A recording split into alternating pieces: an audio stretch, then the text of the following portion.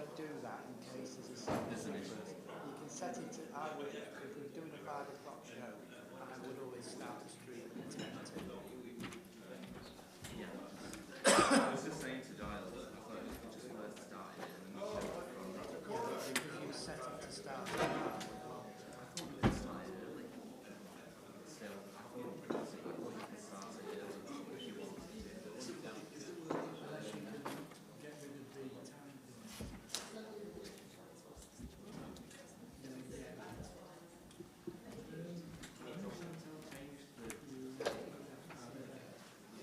Change that.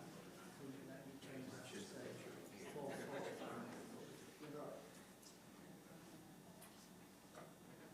Would it be started? Should do. And then you have to stay there.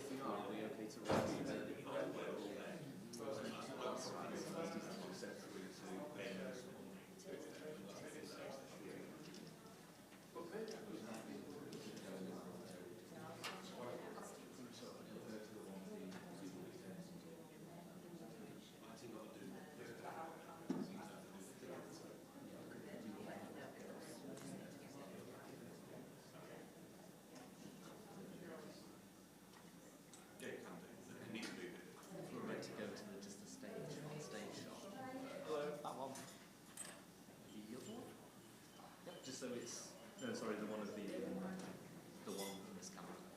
What, just the lectern on its own? Yeah, just to test it. You sure? I like this one, but Giles didn't. I'll get a photo of it. Go with that. I think it is better. He's just worried if anything goes wrong.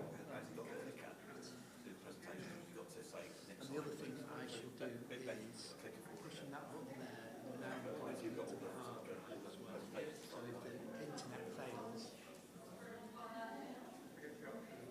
Do you want me to just leave the mic on at this end and then control the audio? all the audio comes from this end, yeah. Do we want to see?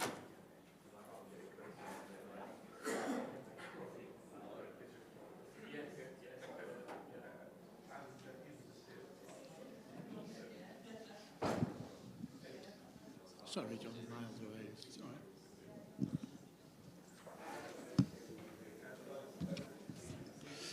Testing to the stream. 1, 2, 3, 4, 5, 5, 4, 3, 2, 1.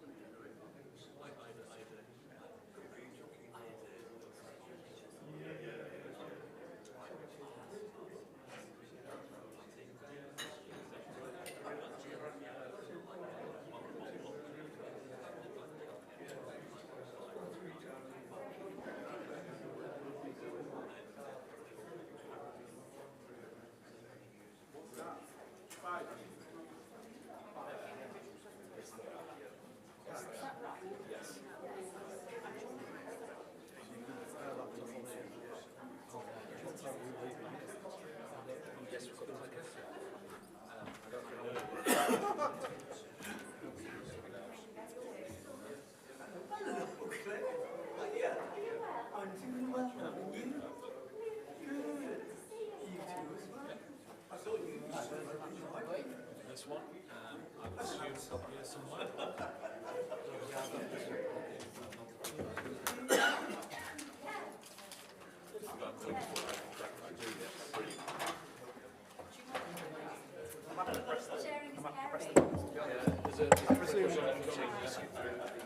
Okay. Ooh, that hurts. So I'll be standing here, obviously. Mike's live to the internet. So the mic is an immediate feed through to the street. So the stream is on mic at the back, you get it on the speakers, because that's how you get the feedback. I think Claire's. Yes,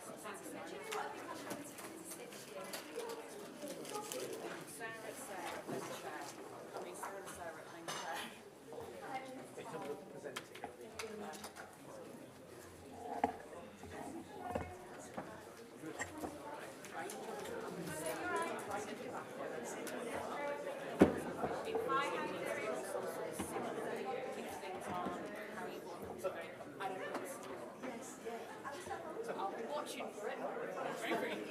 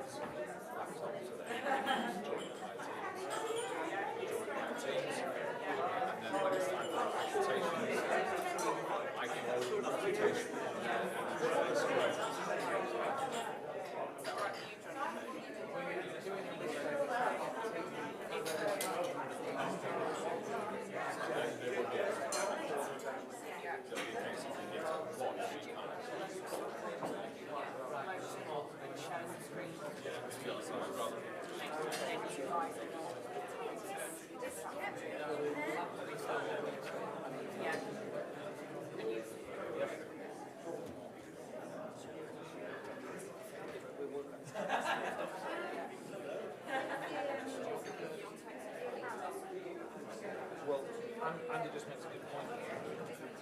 We set that up to be the teams, and it's going to take some that camera.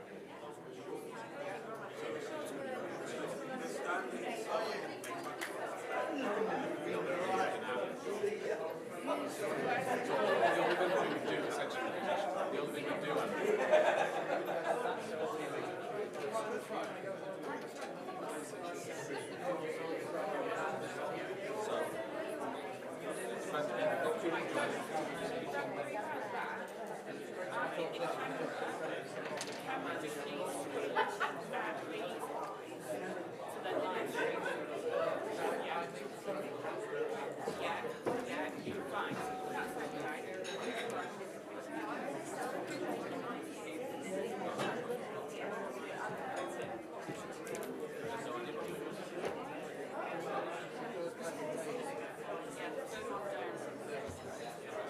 Probably just need to quickly number them then.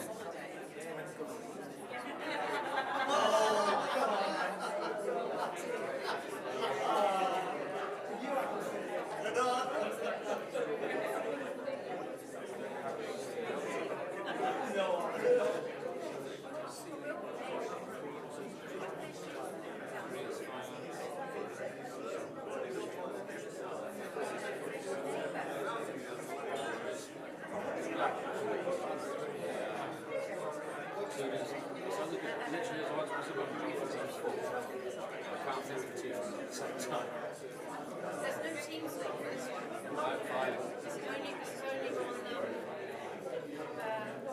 That's fine. If there's no teams, then that makes life a lot easier. it's on my Yeah, that's the only way we're doing it. I look at it, putting it on a team. If anybody asks you, you may make that decision. It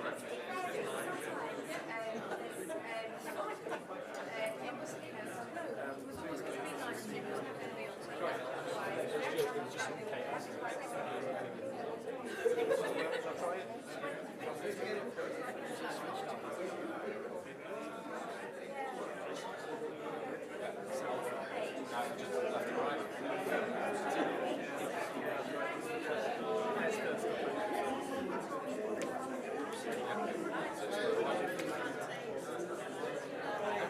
Yeah, that's fine. No. Yeah, Claire can see.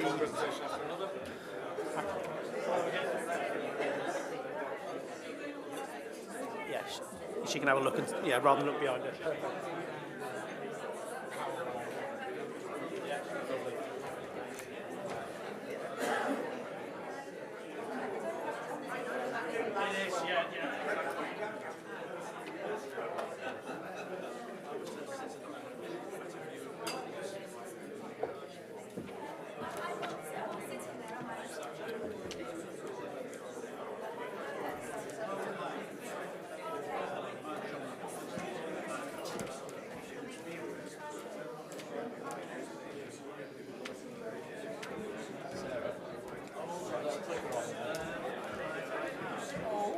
I don't need it. You won't need it, will you? You're not presenting. Claire's going to be presenting. I have nothing to click. As far as I'm aware.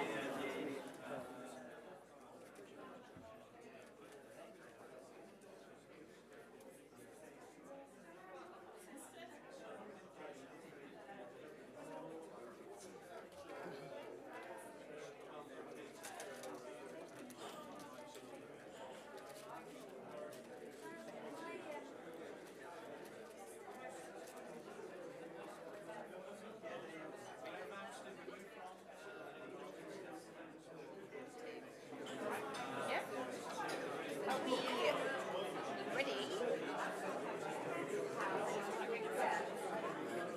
Are we ready to live stream?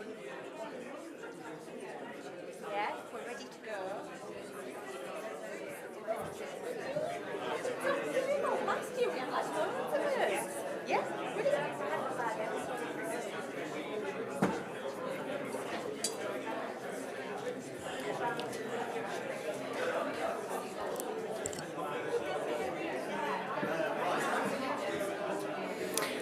Okay, everyone, if I could ask you to take your seats, I'm genuinely so sorry to stop such good quality conversation in the room. This is the downside of this role, because that chatter sounded fantastic.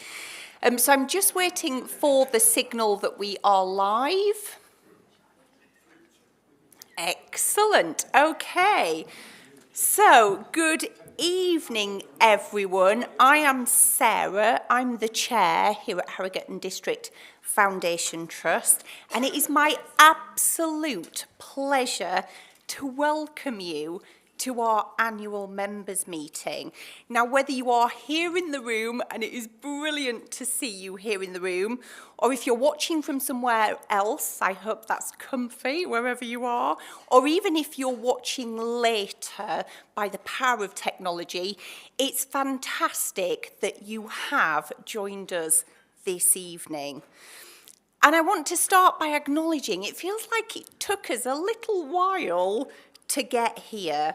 We took a very difficult decision to postpone this really important event that we were meant to have in September. And this was for a number of reasons, but including a shorter parliamentary period. And because we need to lay our accounts and our report before Parliament, it meant that we had to postpone this to a little bit later. And then we got really excited when that process has completed, and we thought, brilliant, we can do our annual members meeting, and we advertised it fully, and then we were told that there wasn't going to be any parking at our venue, and we'd advertised this as having parking. So we were left saying, oh, we now have to move this. So it feels like, despite our best efforts, it took a little while to get here. However, here we are, which is really, really important. Now, in terms of changing this venue, we know that this is a bit of a way out of town. And if you use public transport, if you want to be here with us in the room, it makes it extra difficult for us.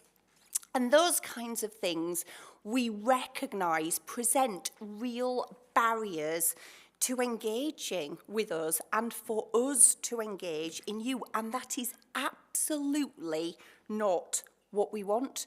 You are so important to us. So we want to have the opportunities to be able to come together. Everyone who uses our services, who rely on us to use those services, everyone who helps provide those services, you are very, very important to us.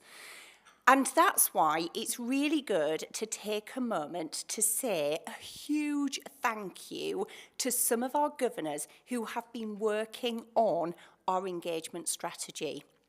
And we are thrilled tonight because they are going to talk to you about the work that they have done so far, what this means in terms of engagement, and be able to talk to you about what engagement means. So massive, massive thank you to our dedicated governors who have been taking forward this work, and in advance, a thank you to you for taking part in it. Now, if you're at home watching this or watching this later and thinking, how do I take part in this? There will be the opportunity to get in touch with us via our usual email address, or just pick up the phone and tell us your thoughts, your views, your ideas. We want this to matter to you.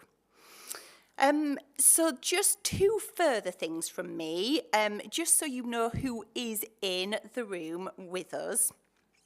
First of all, I would like all of our governors to raise their hands and give a very excited and enthusiastic wave. There they are. So they are our governors who are with us tonight. And for a foundation trust, they play such an important role for us because they are our eyes and ears in the community. They represent the views of our constituents, the people who need and use our services. So we are beyond grateful to the role that governors play, and having them here tonight is very important because it's also their meeting too. Who else is in the room? Are members of our board. Could I please ask our non-executive directors to also give a big enthusiastic wave? There they are. There are less of them, so you need to wave a bit more vigorously. There we go. And then we have our executive colleagues who also make up the rest of the board. So if I could ask our executive colleagues to give us a big wave. Brilliant. Thank you so much.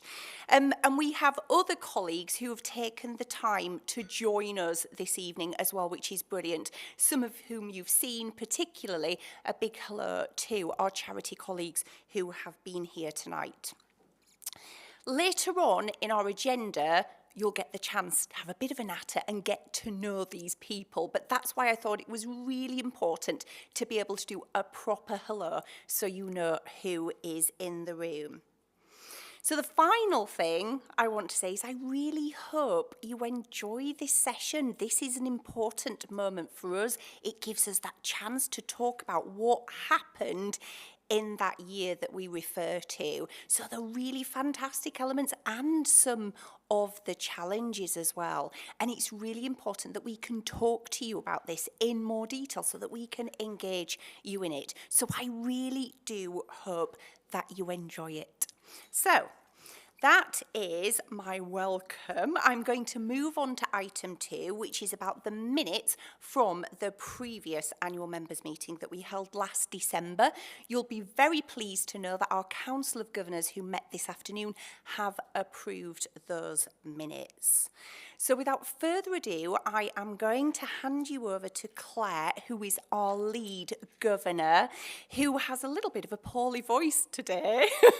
So this could be an interesting few minutes, but it's brilliant because she's able to tell you about the really important work of the governors and the councils and how they support the wider work of the trust. So Claire, over to you.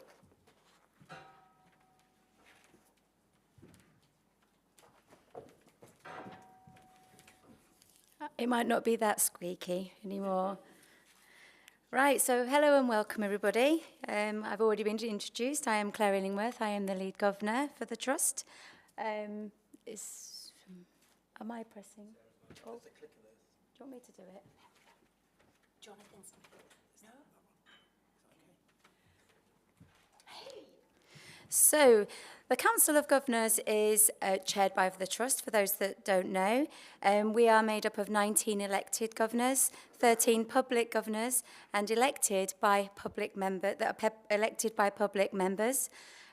We have 6 staff governors elected by staff members and 6 stakeholder governors who are nominated. Just briefly, there's a graphical there of the governance of an NHS Foundation Trust. So really simply, the governors represent the interest of the members, and we currently have 15,611 members on our database. The governors ask NEDs questions and non-execs questions and seek assurances from the non-executives on your behalf. The executives are accountable to the non-executives for the performance of the trust, and the chairman is appointed by the governors and chairs both the Council of Governors and the board. That's a quick overview. So, as you are aware, the council is a very fluid council, and as expected, we were saying goodbye to some governors. So in 2022 and 23, we've said goodbye to the following governors that were either not re-elected or stood down themselves. And it's a wholehearted big thank you to those governors for their hard work and support over their terms of office, and we are so grateful for all of their contributions. Likewise, we welcome new governors over the last couple of years as well. So we would like to welcome the new governors, some of which are in this room today and those that are not present. And just to also highlight as well that we currently have a number of vacancies at the moment. And if you are interested, please grab one of us, make contact with us. We are currently really promoting membership and highlighting this is an area at the moment as well within the council. So this year, 2022-23, we have been busy. We have approved and appointed non-execs, some associate non-exec directors. We also approved the appointment of the Jonathan, our chief executive, and appointed the Sarah, our chair, in April 22. So a little bit about, and this is a little bit about of what we've been doing. We've been doing many activities. So just to give you a little snapshot, we have undertaken the chair and non-executive director appraisals just recently. We have attended board committees and informal governor briefings. We have appointed 2 non-executive directors, 2 associate non-executive directors, and also the chairman. We've approved the CEO appointment, the external auditor appointment. We had oversight with the new financial director appointment. We have reviewed the constitution to reflect some of the updates have reflected the new geographical reach. We have been cited and commented on quality priorities. We have attended governor training with NHS providers. We had a governor workshop last year. And with Govern Well as well, which is part of NHS providers, we carried out an effectiveness review of the council, something that we've not really done before, because what we really wanted to know is how effective are we being as a council. And actions from the effectiveness review included recognising the need for deputy lead governor support as well. And we have approved today, we did appoint 2 interim deputy governors, and now we actually have approved today the 2 new deputies, which are Jackie and Mike, which are over here. You need to spread yourselves out. I just thought I'd say that before Sarah moves you. We also recognise the need for a membership and engagement strategy, which Jackie and Mike have been working really hard on with other governors, and we will be working on that later, as Sarah's already mentioned. We also recognise the need for a review of the Constitution in terms of governor representation and also the geographical reach. So, that is it. So thank you very much for listening. If you would like to chat further, seek one of me or any of the governors out. If you don't want to speak to us tonight or there isn't time, you can actually contact us through one of those methods there as well. Okay, thank you. Thank you, Claire. Wasn't too sweet. Thank you very much. So you've heard from Claire about the breadth of the work that they have done in this last period, and that is just a summary. It doesn't include everything that they have done, but we are so grateful for everything that they continue to do for us, and particularly when our governors stop being governors and they become members, and they still support the work of the Trust. Incredibly important. So thank you again, Claire, for doing that excellent summary for us. So we're now going to move on to Jonathan's overview. So I'm delighted to welcome Jonathan to the microphone.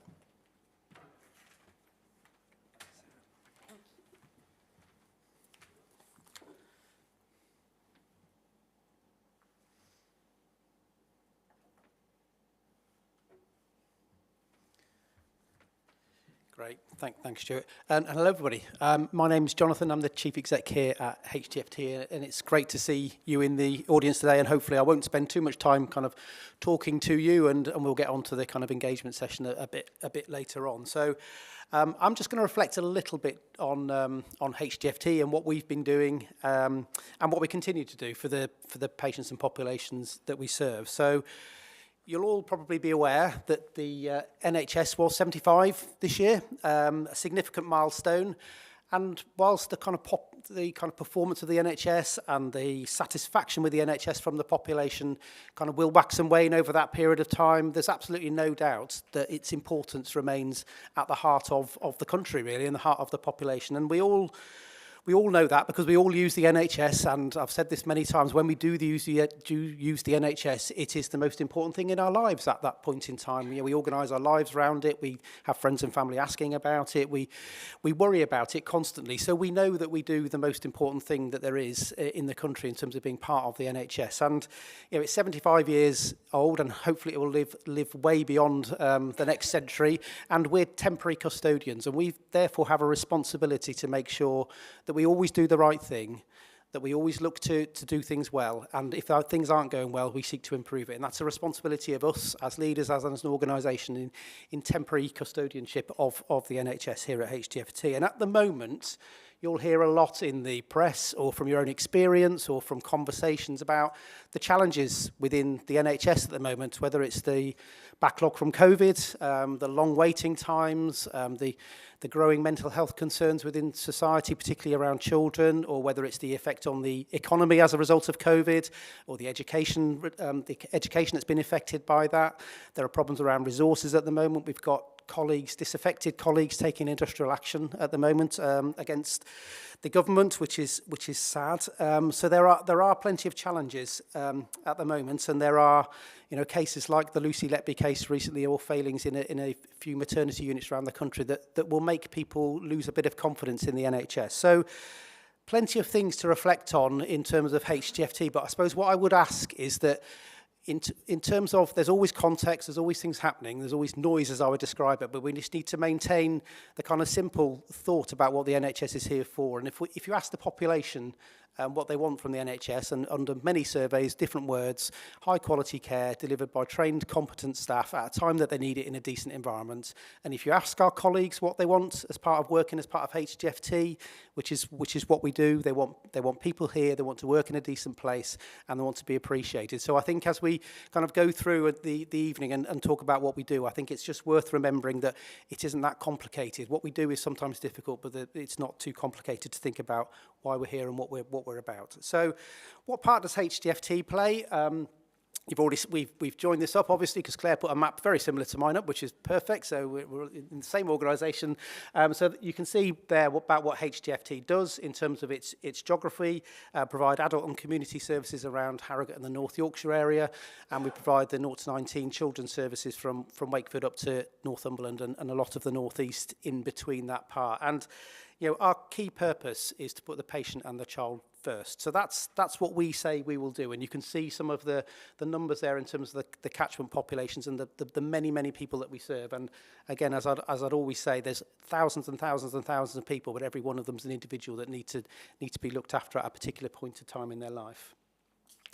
So following on from developing our trust strategy last year, which I think we might have talked through. We also talked a bit about at that point, I think, our draft clinical strategy that we were talking about at last year's annual members meeting. So we've also developed and signed off a clinical strategy for the organisation during the last year. And there's a focus there on integrated care, close to home as possible through a kind of HDFT at home programme of work, supporting people to live with frailty in our community, and also, given the nature of our services, a focus on children and young people as well.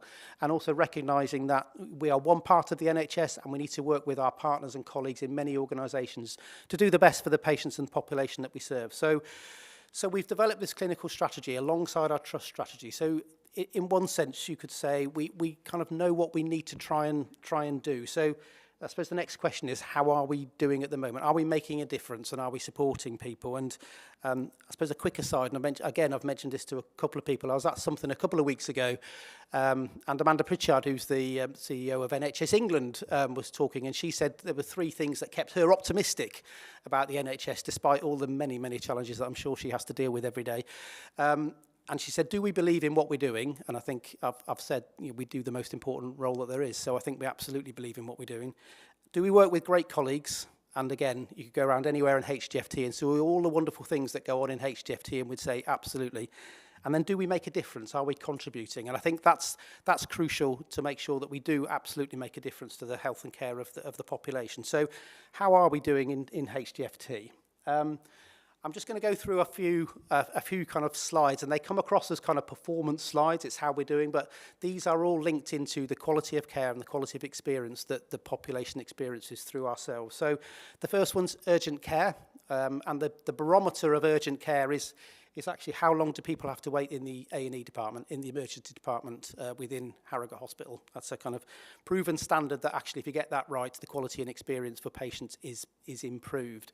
And you can see what's happened over the kind of post-COVID time, where it dropped down last year to around the 60 or 70% of people were seen within the 4 hours. And then this year, you can see the rise back up to over 80%, and then the recent drop-off. So these are things that we have to get right. So we've done much better this year than we've done in the previous year. It's dropped off in the last couple of months, but we'll be looking to turn that around and make sure we deliver that at the end of the year. So that's how we're doing in urgent care. And I should say, I suppose, at the period of time earlier in the year where we were doing relatively well, was a time when we were in the top 3 organisations in the country in terms of our ED performance. Not where we want it to be, but relative to others, a very good performance. In terms of how long people wait on waiting lists, another indicator of quality and experience for people. And again, you can see the top there is the huge growth in the waiting list over time during the post-COVID years, and it's starting to come down at this period in time. You can see in the bottom right-hand corner there the number of people that have been waiting over 65 weeks for treatment, and you can see where we are at the moment and where we're looking to get to by the end of the year. And we're on track to have nobody waiting over 65 weeks by March. And then we've got the bottom left graph. These are the people that have been waiting over a year for their treatment on the waiting list. And again, that number is now starting to come down. So that's a kind of positive story in terms of our planned care performance. In terms of our cancer, the number of standards within cancer, but one of them is the 62-day standard, which is how long people wait for their first treatment from urgent GP referral. And again, a mixed performance, a significant drop last year in terms of the pressures on cancer services. That has come back up this year, but again, it's not something that we would absolutely say is consistent, and we're delivering what we would like to deliver. I suppose if I was being honest, I've just said this in the Council of Governors meeting, I think the cancer services is the area that's been most affected by industrial action this year in terms of cancelled clinics, and that's had the biggest impact in terms of our performance. And then finally, in terms of our services, our 0 to 19 services, you will not be, I guarantee you'll not be able to, if you can read all of that, then you've got fantastic eyesight and you can see much better than I can, even from here. So basically, this is our 5 mandated contacts broken down by the 9 local authority areas where we provide services. I suppose the important thing is the colours there that show whether we're delivering that or not. And in the vast majority of cases, we're delivering what we're expected to deliver in terms of our children's services. So there's a lot we can rightly say that we've done well or are doing well at the moment in terms of our service provision in serving our patients. And if you have a chance to read our annual report or our quality account, you'll see many examples of the things that we do every day in terms of improving the quality and trying to provide timely care for people. But to be honest, we need to be better, and that's as a country, but as HDFT as well. So we want to be better.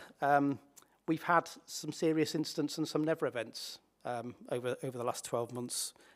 We've had around 200 complaints of people that have complained about the service that we've provided, and I always say that's always a tip of an iceberg, because these are people that have actually been so let down that they've actually put pen to paper and written to us. We have patients that come to harm, whether it's falling or pressure ulcers, within the care of our services when they're in contact with our services, which again is something that we don't want to happen. We don't wish on anyone. So amongst all of the good stuff that we do, we have to recognise that actually there's an awful lot that we can do better, and we will do that by learning. We'll do that by having a culture where people speak up. We'll do that by having people reporting things and then systematically improving things. So we want to be better, and again, at our recent nursing, midwifery and AHP conference, we had Paula McGowan, Oliver's mother, talking to us, and she said something that I've remembered. It was a whole day, and I remember this line particularly. She said, "We have to be better, not because we're told to be better, but because we want to be better." And I thought that was just a fantastic line to say, and I think I can seriously say that we all want to be better, because that's the right thing. And part of that getting better is why we've started some work on our continuous improvement programme, so that we can systematise some of the improvement that we need to do. So I've spoken a bit about how we're doing at the moment, but we all know that health and care services are delivered to people by people. So you don't do anything without having really good colleagues and people in the organisation. And the most important thing that I can do and we can do as leaders in HDFT is create the conditions for our people to do their best work. That's the job, really. This includes having sufficient people in the first place, but then also having people with a positive culture, a positive attitude, and wanting to be in work and do the right thing. So just in terms of do we get more people? Have we got more people than we had a year ago or 2 years ago? You can see there that, again, the detail of the graph is the top is about the new starters and the bottom is the leavers per month. And basically what's that saying? It will wax and wane, but on average, there's 13 more people joining every month than have been leaving. So there's the net gain there, which is really positive, particularly given where we are in terms of the NHS at the moment and the staffing challenges that there are. So we are recruiting more people, which is great.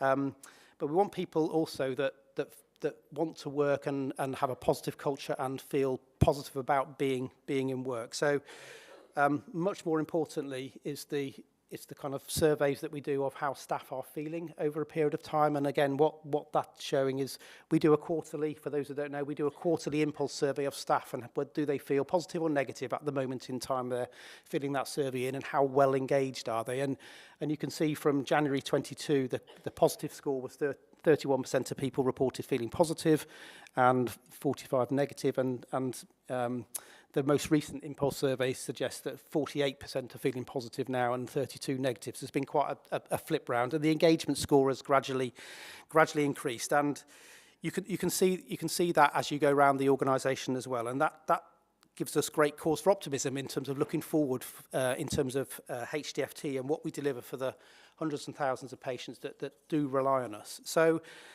I'm just going to end by, I suppose, going a little bit back to the start about how important the NHS is, how important HDFT's role is, and how important all the colleagues are. And this was from the reasonably recent Marmot report about health inequalities, actually a couple of years ago now, and it just said what I said at the beginning, really. Health is repeatedly shown to be the nation's top priority, and so it should be. It is quite simply a matter of life or death, of well-being or sickness. Good health is an indication that society is thriving and working in the best interests of the population. That's why we do what we do, and that's why we always want to be better as well. And as I said, health and care is provided by people for people, so we are a huge multi-talented team in HDFT, and I'd just like to thank all 5,500 colleagues that work across the organisation in Harrogate and Ripon hospitals across our communities, from Wakefield to Northumberland and from Scarborough to Skipton. I'd like to thank our governors and non-exec colleagues as well for the support they provide to the organisation. And specifically, I'd like to thank Sarah, our chair, and my director colleagues as well, who provide wonderful support to me personally. But it's much more important than that. They work tirelessly to improve services for the benefit of our population that we serve. So I want to say a big thank you to them in particular. Okay, thanks very much.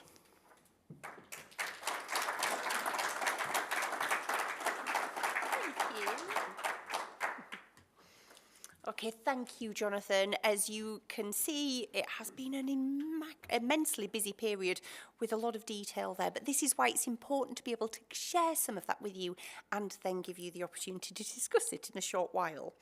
So I'm going to keep moving on with our agenda, and we are moving on to the summary of our annual report and accounts. So I'm delighted to welcome Jordan to the stage, who is our Director of Finance. So welcome.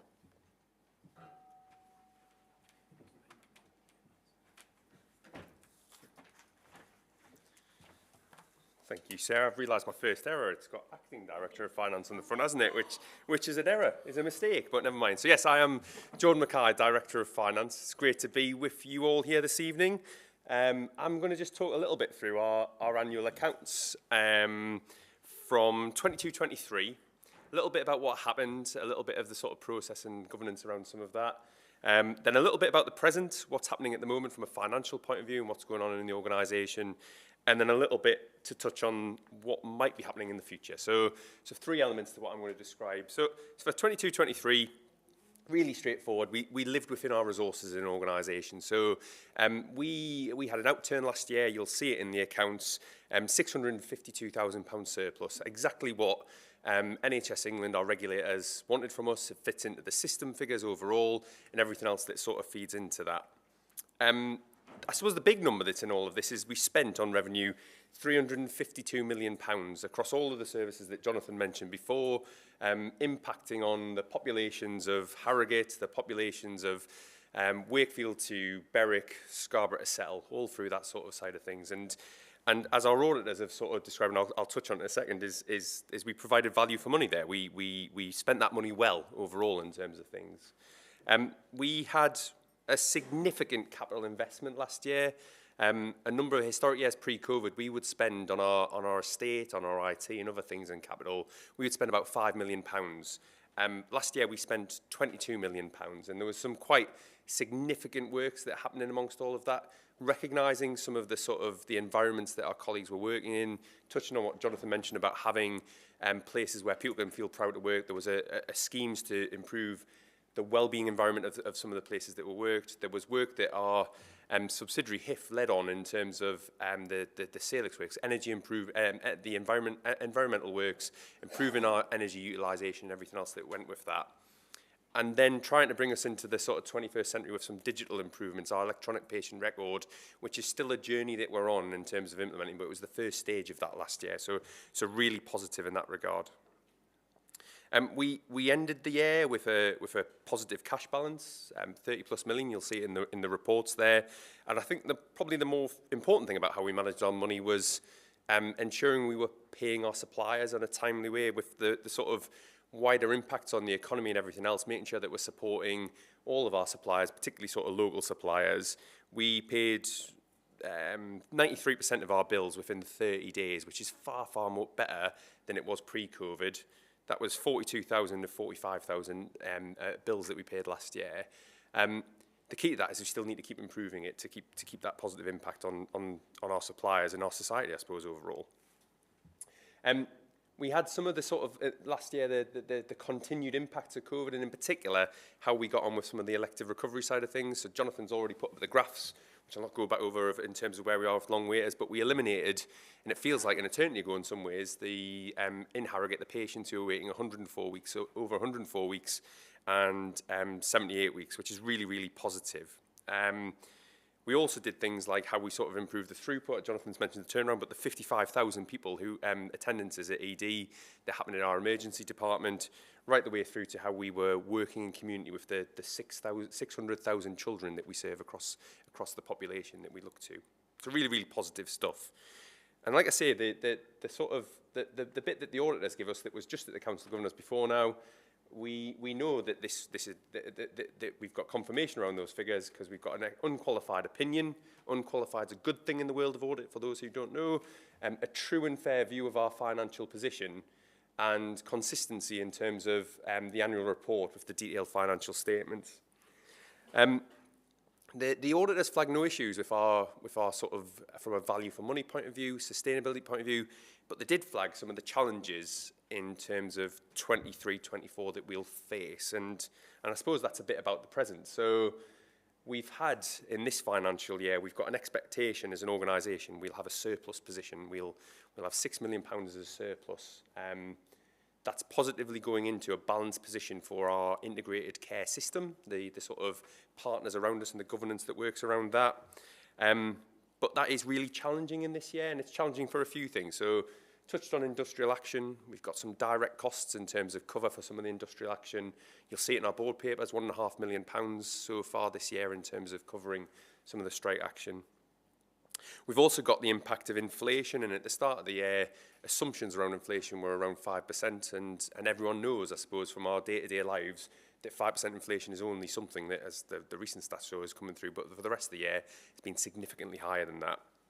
That's impacting in terms of our financial position, but I suppose also as the sort of challenging environment that some of this creates, so the distractions of being able to organise rotas, etc., for our operational colleagues that then covers where we are, is detracting from the ability to do things like efficiency programmes, look at how we can be added value for money around different things around that. And that's meant that we've been a bit up on the back foot in terms of some of that efficiencies through the financial year. It means it's really, really challenging. It means that we're supporting our position this year in many places with non-recurrent means. Still positive that we're on track with our plans to have a surplus at the end of the year. There's still a lot of work that's going into that, but we've got to be realistic about what's moving forward. Which kind of brings us a little bit into the future, a little bit about how inflation will kind of go forward for next year, a little bit about living in our resources and how do we continue to do the great things that Jonathan mentioned before with the taxpayers' money that we're given and make sure that we're showing value. I think a big bit for the next year will be this continued bit around capital. So getting to the stage where we do have the electronic patient record technically implemented and actually taking it forward for the benefit of our staff, the benefit of our patients and everything with it. Works around our estate and site in terms of backlog maintenance and other bits and pieces that go with that, some big things. And I think just the last slide from me was, as I've mentioned the capital, how do we get on top of that productivity is one of the challenges internally. We've got to reflect that we're part of a system, so our success or failure is part of the system's success and failure, and how we're working with partners around some of those things. But really back to kind of what do we do locally and what do we do for our populations, how we're addressing the urgent and emergency care issues in a way that is making the most of the investments we've put in, and also eating away at those graphs that Jonathan sort of showed up of the kind of long waits for elective care and everything else. So that'll be the year ahead. That was all I was going to say, Sarah, so I'll go back to you if that's all right. Thank you. Thank you so much, John. As you know, there are copies around. We tried not to print too many copies because we really do think about the environment very carefully. However, there are digital copies available for you too. So we wanted to ensure that you had some input from us, but what we really wanted to do was have some input from you. So I am delighted to now welcome our two Deputy Lead Governors, Mike and Jackie, who are going to talk to you about the engagement work and then give you an opportunity to talk about that as well. So welcome to the stage, and thank you both.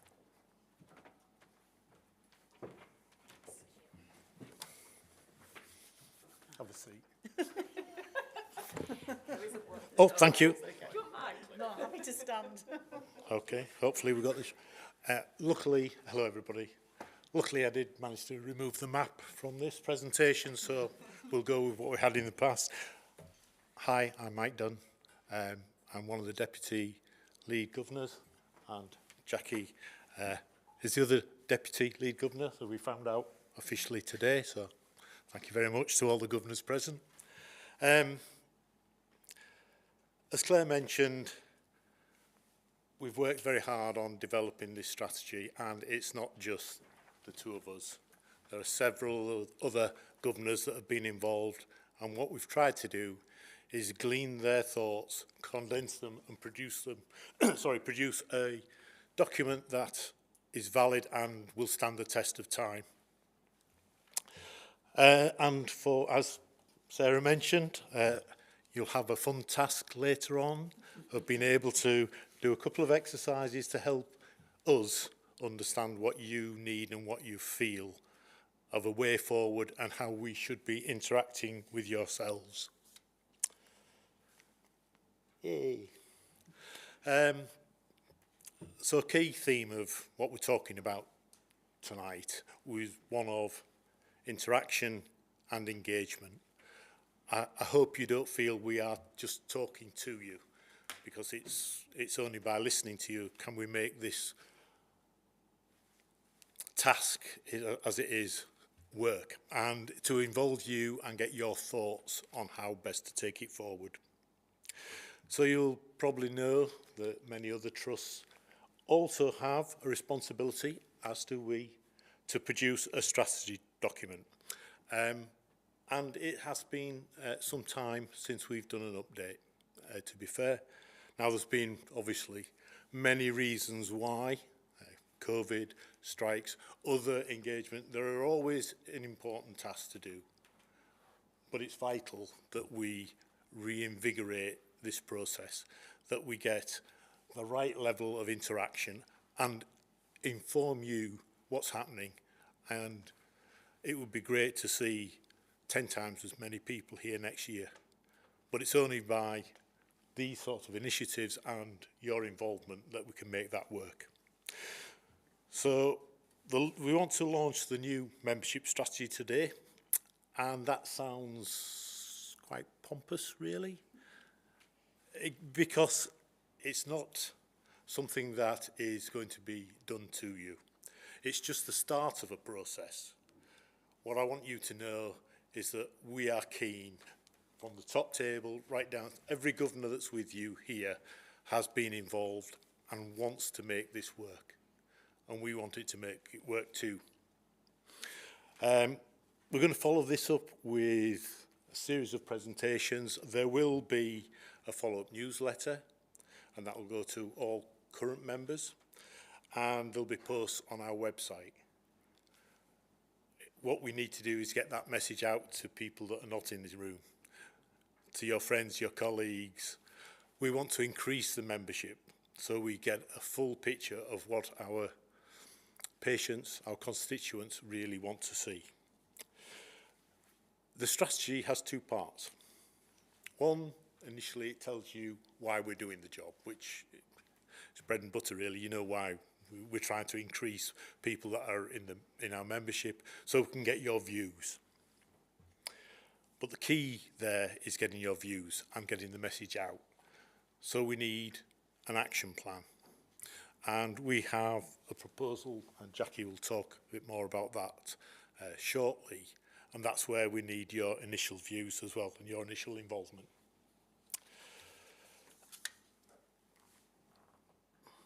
Now the Trust, and to be fair, my two colleagues on the right-hand side have done a fantastic job explaining. Sorry, I nearly forgot Hdft. It was very important as well. But they've done a great job in telling you about the Trust and what we do. But the Trust is accountable to its communities, to the community it serves, to its patients. It cares for the people. It cares for the people in the hospital. It cares for the people it employs. And it's all of those people should be represented in the membership. By becoming members, local people, patients, carers, colleagues, they're able to have their say in the design and the delivery of services. And that's you. And your involvement can be whatever you want to make it. You can just accept information, understand what the Trust does, or you can take an active part and give us your feedback, because that will help us to develop and it help the Trust go forward. Now, the governors, and they're spread around the room, are elected by you, the members. And we have to perform, some would say, is a vital role in holding the non-execs and non-executive board to account. And they hold the board to account. By communicating with our membership, we can gain an insight into your wants, your needs, what information do you want to see. And it's a key way that we need to perform. It's vital that by understanding what matters most to our members and the wider constituency, by listening, we hope to improve the services. By improving the services, as Jonathan mentioned, we improve the benefits for our whole community. Ooh, there's a nice picture, and I think I got rid of the map. I couldn't get rid of the picture. Symbols of Clares. Yes. As you can see, membership is made up not just of public, but of staff. And staff also play a vital role in developing our membership strategy. They contribute to the views and ideas. They receive information, but as I've mentioned earlier, I want that to be a two-way thing. I'd like feedback from our membership. You elect us, the governors, and you yourselves can stand for governors. I've been a governor now for 15, 18 months. It's been a fantastic opportunity to get involved with the trust, really see how the trust works, and to share the information with friends and colleagues and other people in the public of how they can be involved. As a governor, you're on the Council of Governors, and we had our council meeting earlier on.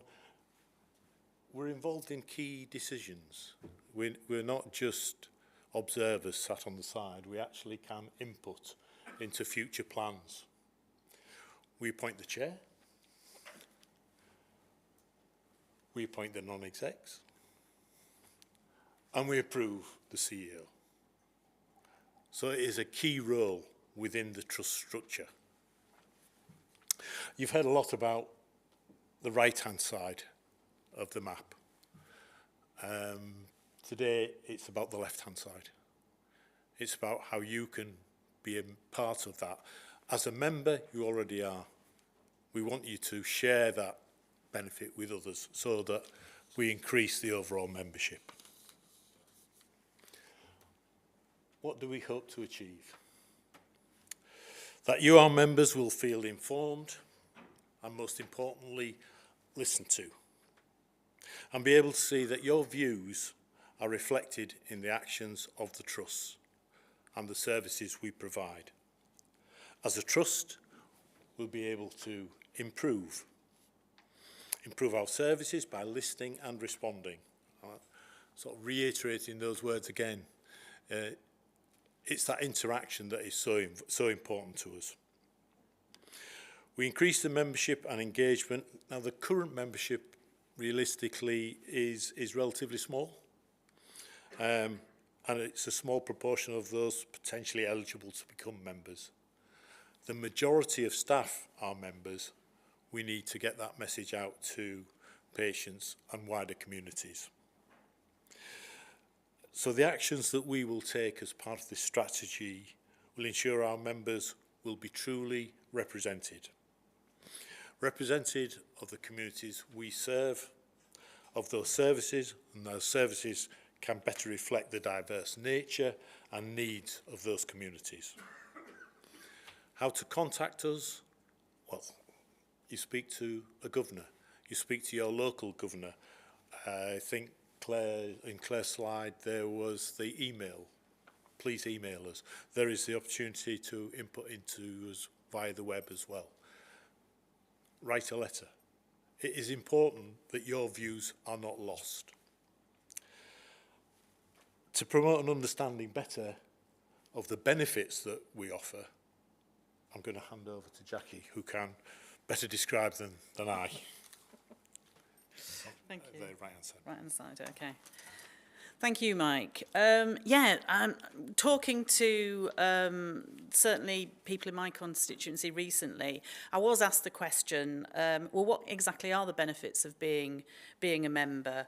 And as has already been said, Members can actually choose the level and the amount of involvement with which they engage with the trust, that can range from actually receiving information like today about how the trust is operating and how the system works, to sharing your experience and views on services that can input to how the future service is shared and designed.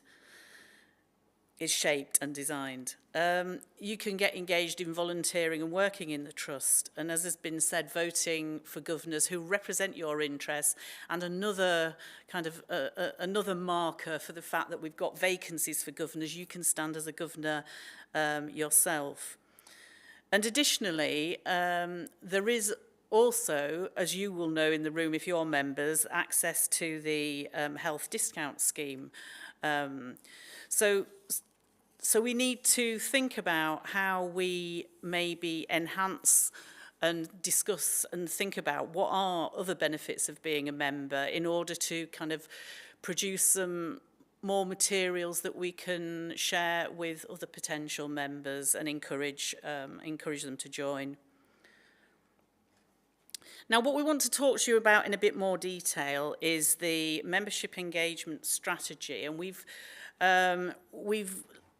kind of set this out under 4 main objectives, and that's about increasing and developing and effectively managing the membership, encouraging a membership which is actually representative of the communities, the staff, the stakeholders that it serves, and also reflect the diverse needs of those constituencies. And we want to increase the type and quality of engagement with the membership and other stakeholder representatives. And finally, we want to be able to evidence success. We don't want to just create a document, a strategy that's a one-off, that ticks a box, that gathers dust. We want to look at how we implement that and how we demonstrate the progress of that strategy coming into fruition. So under those 4 objectives, we've got some supporting aims that we've listed here. Now, I don't intend to go through these in detail, but you've got copies of this slide on your you've got hopefully more than one copy on the table.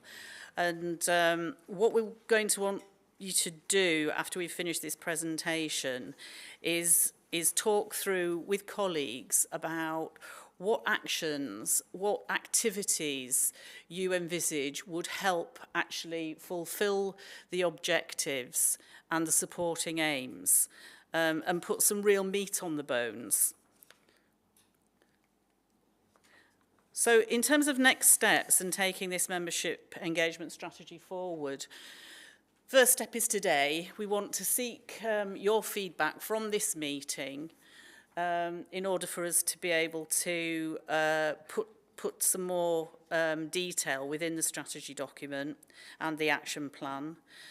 And then the plan is, as Mike's highlighted, that we want to issue a newsletter and invite feedback from the wider membership and those people who haven't been able to join us in person today.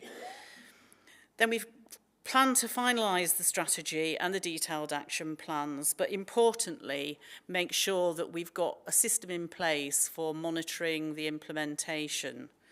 And we plan to do this through the Governor Development Membership Engagement Committee, mouthful, and reports to the Council of Governors. But really importantly, that we should be in a position to be able to report progress to you at next year's annual meeting on us having made some significant progress. So I'll finish there. We were going to ask if there were any general questions to start with from the floor about what we've said so far, and then move on to having the roundtable discussion with looking at supporting aims and what particular ideas and priorities that you would all like to see included in the action plans. Yeah. Okay, so yeah, any questions, really? Any general questions to start with? Well, flummoxed. No, oh, yeah. It's not really really direct question. I'm trying to formulate it as I say it. On one hand, I'm hearing from you that you want better involvement, engagement with the members, and also I'm hearing you tell us you'd like to hear more about community needs. And I'm thinking community is much bigger than the membership. If you plan to increase the membership, how are you going to be reaching out to the wider communities? Because I'm not hearing enough about that. Because you can be talking to the same overall fairly small number. So if we go back to that slide there, so if we look at that objective 1 to start with, it's about looking at increasing as well as developing and managing the membership. So we recognise, for example, that we need to review recruitment information, promotional information, raising awareness.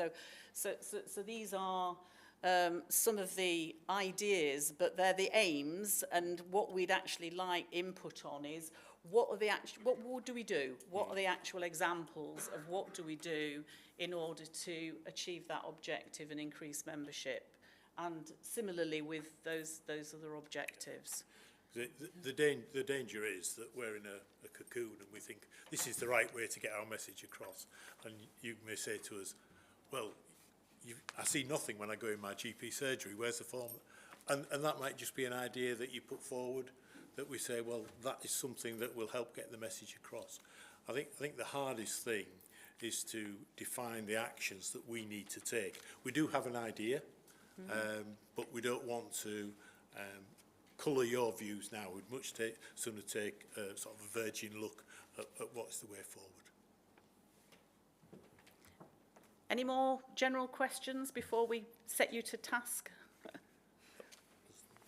word target only occurs, or targeted, only occurs once on all of that. Is anybody setting targets for these things? Because objectives ain't the same as targets. Correct. Yeah, I think, again, if we look at objective 4, measure and track success, I think... So have you got any targets for that? That we need to establish baselines in order to then set targets. So we could say we've got a target of increasing membership by a certain percentage based on what that baseline is. But no, to be honest, there aren't, are there? No. We are starting with a basically blank document, aren't we? I think when you look at the numbers we have, so we've got something like 15,000 members. We've got an awful lot of membership to go at. There's an awful lot of the population that aren't involved. So, yes, you could say we need to double that membership. Is that success? Or is success 10 times the membership? You know, we're quite open to ideas. If you say, well, as a member coming here, you would want to see twice as many, that might be the valid way forward. But to do twice as many, we then need the medium to get out to new members, to the public. We need to a various range of activities, and you know we have to prioritise those. But you're right, as part of this exercise, we do need to put some measures on it to ensure, so when we're held to account as well, we say, yes, we have been successful. I thought it was interesting when we were doing our research, there was a number of trusts that had a strategy, but with no actions at all. And that's where I think Harrogate Trust will be different to others. We'll place our strategy in the open world as well as the targets. How many of the members are staff members? 5,000, About isn't it? 5,000. Yeah. So there's about 11,000 public members and 4,500, 5,000 staff members. And how many would be like Harrogate based? You know, hospital based? It could be quite a few. It could be quite a few. I think what you've pointed out is that we need to establish the detail of the data that's going to help us be able to plan and measure. As your colleague was saying, to get the targets right, you need to understand the data to start off with. Any more questions before I draw the line and set people to work? 10 minutes have we got? 10 minutes maximum. 10 minutes maximum for you. Okay. Shall we get one of the Yeah. governors on the table to make some notes for us? That would be really helpful. So hopefully if we've done this right, there should be a governor and a member of staff on each table. If the governor could capture the views of that table. I'll leave that slide up, but there's also the handouts on the table. All right. Okay. Well, we're going to wander around. Yes. Yeah. Yes.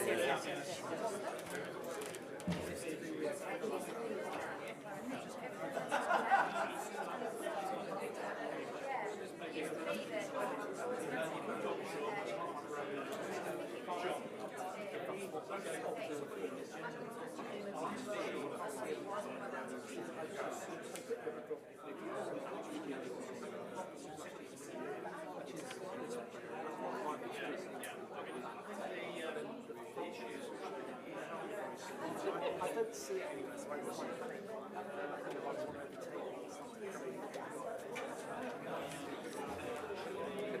I don't know what it's there for then.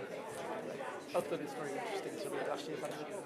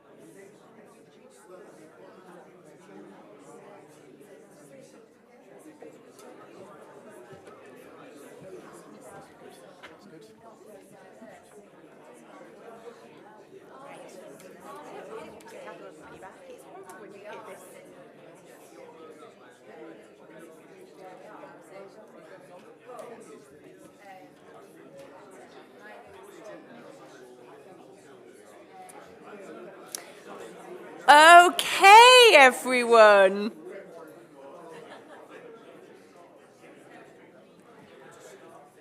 So that's the second time this evening that I've had to stop this lively and lovely chatter, and I am genuinely very, very sorry because it sounded like you were getting into really good discussions, and particularly because of the tables that I visited, and I'm sure Jonathan was the same, we heard lots of practical suggestions, which was the request, so thank you.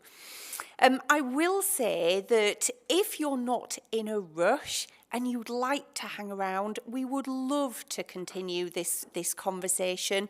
So although we have a strict finishing time, please don't think this is the end of the conversation. As I said at the start of the session, if you are not in the room with us tonight, if you are watching later online as well, it's really important that you have the opportunity to get in touch with us, and there are a variety of ways, as you know, that you're able to do that.